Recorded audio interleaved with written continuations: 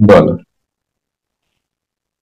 বলছি যে আপনি কবে লাস্ট কষ্ট পেয়েছিলেন এবং সেটা কিভাবে কাটিয়ে উঠেছিলেন? ওরে বাপরে! আমি লাস্ট কবে কষ্ট পেয়েছিলাম আর কিভাবে? এবং সেটা কিভাবে কাটিয়েছিলেন? কি বলি বলো তো? দেখো, কষ্ট তো অবশ্যই আসে, কিন্তু গুরু কৃপা হি কেবলম, গুরুর এই চরণ তলে বসে থাকলে ওগুলো এমনি ম্লান হয়, ওগুলো টের পাওয়া যায় না যে কিভাবে এলো আর কিভাবে গেল, এগুলো টের পাওয়া যায় না। তো এই এক্সপিরিয়েন্সও আমি সেভাবে বলতে পারবো না যে কিভাবে আমি এটা কবে পেয়েছি, কতটুকু পেয়েছি আর কিভাবে গেছি, এটা ঠিক এক্সপ্লেন করতে পারবো না যে এইভাবে এইভাবে এইভাবে আসেনি।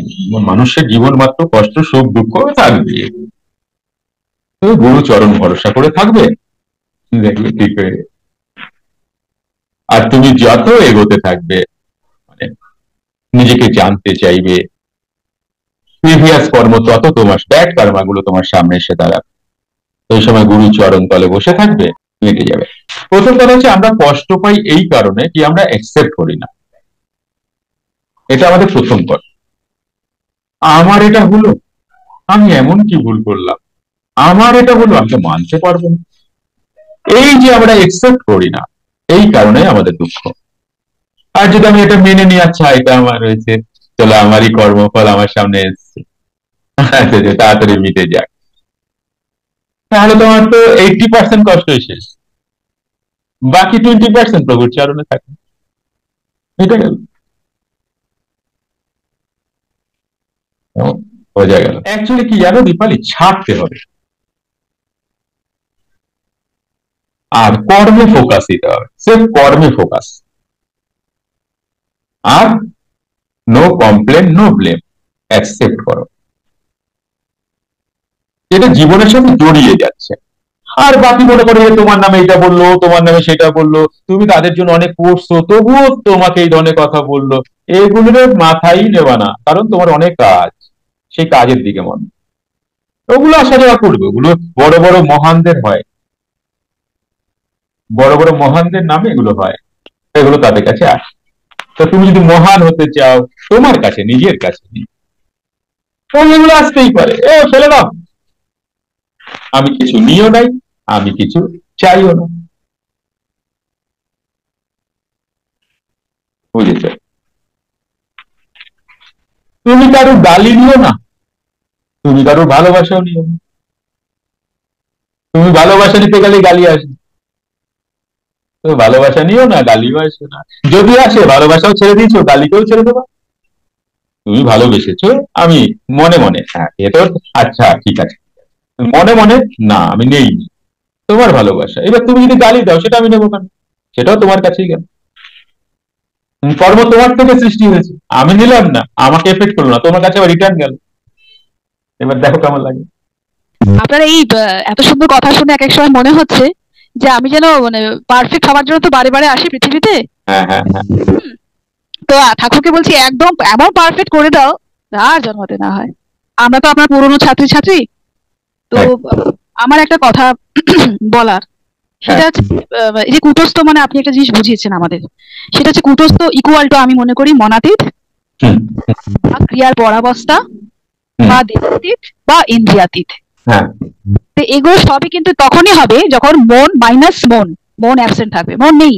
হ্যাঁ তা যে আর মনই তো আমাদের সমস্ত কুকর্মগুলো করায়, আর সুকর্ম কম কিন্তু কুকর্মটাই বেশি নেগেটিভিটির দিকে নিয়ে যায়। তা যদি আমি কোনো কাজ খারাপ করি, তার মানে তখন আমি চঞ্চল মনে আছি, কুটস্থে নেই। হুম, যখন আমি কুটস্থে প্রবেশ করব আমার তো দেহাতীত মানে দেহের বশেই আমি নেই।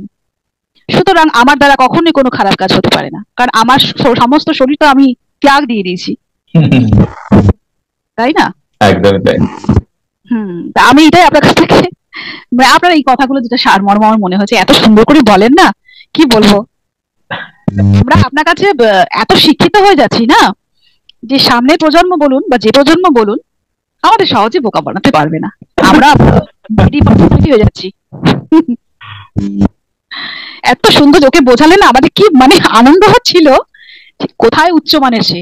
সত্যি কথাটা, এভাবে চাবুক মেরে কেউ বোঝাবে না গুরুজি, সাহসী হবে না। আপনার মতন গুরু বলুন, টিচার বলুন, আগের জন্মে কিছু ছিল বলে এই জন্মে পাওয়া গেছে। যাই হোক। হ্যাঁ, লাহিড়ী বাবার দয়া যে আমরা আপনাকে পেয়েছি আমাদের মাধ্যম হিসেবে। এখন আপনি আমার কাছে মিরার, আমরা চেষ্টা করবো ওই মিরারে যেন ছবিটা ঠিকঠাক হয় আর কি। তো 3 দিনের ফ্রি ক্লাস করেছিলাম। তো তোমাদের কথা খুব মনে পড়ছিল, তোমরা তখন প্রথম ব্যাচে, তোমরা ফার্স্ট ব্যাচ আমার। তো তোমাদের কথা মনে পড়ছিল যে ফ্রি ক্লাস করেই তো তোমরা এসেছিলে, তো ওই ব্যাচ থেকে এসছে বেশ কয়েকজন যুক্ত ক্রিয়া যোগে প্রাণায়ামে এসছে। আসলে কি জানো, সবাই পারবে না আসতে, কারণ সময় হতে হবে। আমি সেইভাবে 100 বার বলি না, এই তোমরা এসো, তাহলে তোমরা এটা দাও, তাহলে তোমরা এটা করো, এবার আমি কাউকে হ্যামারিং করি না, আমি একবারে বলে দিই তোমার ইচ্ছায় আসো, না ইচ্ছায় না আসো, যোগীরাজি ইচ্ছা করাবে, যোগীরাজি বের করে দেবে। তো আমার কোনো এসব ঝামেলা, আমি একবার ইনফরমেশন দেবো, সবই প্রভুর ইচ্ছা। তুমি আসতে পারলে, তোমার যদি ভাগ্যে থাকে তুমি আসবে, নচেত তুমি পারবা না আসতে আমার কাছে। আমি এখানে আর জোর কি করবো, আমার তো জোর করার কিছু নেই। আর ক্রিয়া বিষয় নিয়ে জোর করে লাভ নেই, আর বারবার রিমাইন্ডার দিয়েও কোনো লাভ নেই। তোমাকে বলছি, তুমি শুনছো, ইনফরমেশন তোমার কাছে গেছে, তুমি আইলে আসো, না আসলে না আসো, তোমার ব্যাপার। তোমার সময় হয়নি, তুমি আসো। আপনাকে তো আমি যাতে মিস করতে না হয়, তাই রবিবারটা আপনার সাথে একটু সুতো হলেও লেগে আছি। কারণ আপনার সঙ্গে থাকা মানে আমি জানবো আমার উন্নতি হবে। সুই সুতো গাথা বলো, হ্যাঁ গাথা মালা, সুই সুতো গাথা মালা। হ্যাঁ, Okay. না থাকলে না বড্ড কিরম জানেন তো, খুব আপনি রক্ষা কবচের কথা বলছিলেন না, তা আমার মনে হয় আপনি আমাদের সঙ্গে আছে, এটা বিশাল বড় রক্ষা কবচ। তো আপনার সঙ্গে না থাকলে, মানে আপনি আছেন, ক্লাস করছি, রবিবার দিন আপনি আপনার সাথে দেখা হয়, কথা হয়, এটা একটা বিশাল ভরসা, বিশাল ভরসা। জানি যে বলে না যে যাই খারাপ জিনিস আসুক বাবা মা সঙ্গে আছে, ওটা মনে হয় না। হ্যাঁ, তো একবার তো বাবা মা থাকেন না, গুরু থাকেন। সেই তো কথা হচ্ছে যে আমি যা হবে দেখা যাবে, সঙ্গে তো আমার গুরু আছেন, জ্ঞানী গুরু মনো চক্রবর্তী আছেন, চিন্তা নেই। আপনি আমাদের যেভাবে তৈরি করে দিয়েছেন না, এখন চট করে আমাদের কেউ পারবে না। একদম হুম, খুব ভালো। হ্যাঁ গুরুজি, আপনাকে অনেক ধন্যবাদ, আমার জন্মদিনের শুভেচ্ছা দিলেন। আসবে, জোরের কিছু নাই। সময় না করলে হয়, সময় না হলে বাবা না আসতে দিলে হবে না, সময় লাগবে। সময় যখনই কেউ ডিলে করছে, তখনই বুঝে যাই তার কপাল খারাপ, তার আরো গন্ডগোল আছে কপাল। যাই হোক, সবই প্রভু ধরে রেখেছেন, অসুবিধা নেই। যা শিখবা তাই নিয়ে যাবা, পরের জীবন সেখান থেকে শুরু হবে। ইমোশন নয়, তোমার টাকা, বাড়ি, গাড়ি, এগুলো তো পরের জীবনে নাও থাকতে পারে, কিন্তু তোমার ইন্টেলেক্ট থাকবে, এটাই তোমার সাথ দেবে। চলো সবাই আনমিউট করো, তাহলে আজকে বাড়ি যাই। আর তো কারো কোনো প্রশ্ন নাই?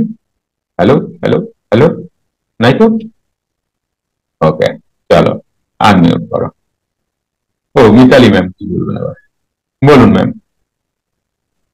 গুরুদেব, আপনি একদিন বলছিলেন যে আমরা শিবকে, গণেশকে, বিষ্ণুকে ভগবান বলি। তাহলে এদেরকে আমরা কি ভাববো, এটাই আমার প্রশ্ন। শিবকে বলিনি, শিব তো ভগবান, কৃষ্ণ ভগবান, নারায়ণ রাম ভগবান, গণেশজি দেবতাদের মধ্যেই পড়ে। আচ্ছা, কেমন?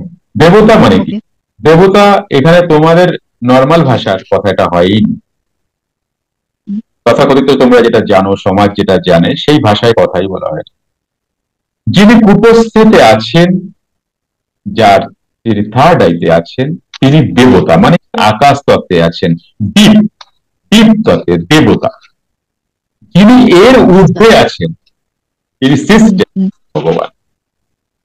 বোঝা গেল? ওকে, ইয়েস, থ্যাংক ইউ।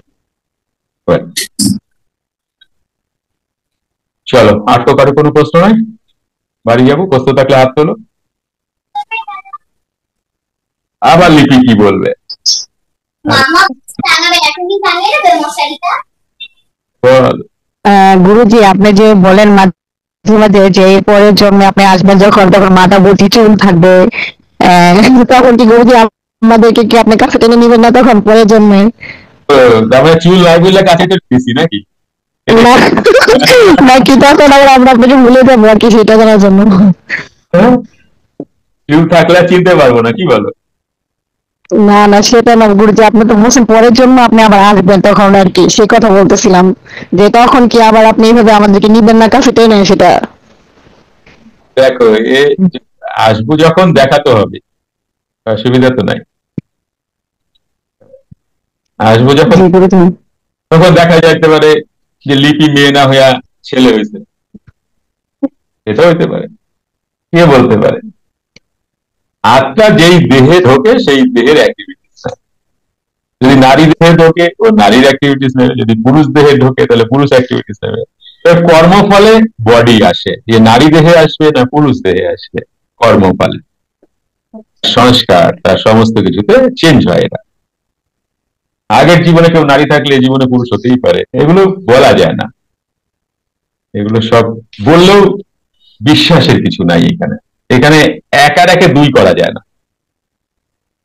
খুব বিশ্বাস নিয়ে বুঝতে হয়, কিন্তু অঙ্ক নাই, কিন্তু অঙ্ক দিয়ে বোঝানো যাবে না এটা। যেমন 1728 প্রাণায়াম করলে ধারণা আসে, এটা অঙ্ক, এটা আসবেই সবারই। যদি 1728 উত্তম প্রাণায়ামে ধারণা আসে, সবার আসবে, কিন্তু এইটা বোঝানো যাবে। বুঝছো লিপি কি বললাম? সামনের জীবন তো আসতেই হবে। আর জি গুরুজি, আমি কেউ বুঝতে পারে, মানুষ সাধনা দ্বারা বুঝতে পারে যে সে পরের জন্মে ছেলে হবে কি না মেয়ে হবে সেটা। সেসব দিকে খেয়ালও রাখবে না, যদি সাধনা করবে সেসব দিকে খেয়ালও রাখবে না, আমি ছেলে হবো না মাইয়া হবো এইসব দিকে তার কোনো রুচিই থাকবে না। এখন যেগুলো মনে হয় আরে এইটা পাইলে বোধহয় এইটা করবো, এটা পাইলে হয়তো এটা করবো, এরকম মনে হয়, কিন্তু যখন তুমি সেই মাত্রায় চলে যাবে এগুলো তোমার ইচ্ছাই করবে না এসব দিকে দেখা, তখন অন্য কথা, অন্য দেশ, অন্য কাজ, অন্য কিছু। বুঝেছি? নিজের জন্মই দেখে না যদি আগের জীবনে কি ছিলাম, তার আগের জীবনে, এগুলো খোঁজেই না, যেটা যেটা সে দেখতেই পারে চাই, খোঁজেই না, তবে ওদিকে মনই দেয় না, ভুলভাল টাইম পাস। বুঝেছো? আজ যা তোমার ইচ্ছা, তুমি সেই ইচ্ছাগুলো তোমার থাকবে না, কারণ তোমার অনেক কিছু জানা না, অনেক জেনে গেছে, তোমার এগুলো জানার, এগুলো চটকির ব্যাপার। কি বুঝলা? চলো আনমিউট করে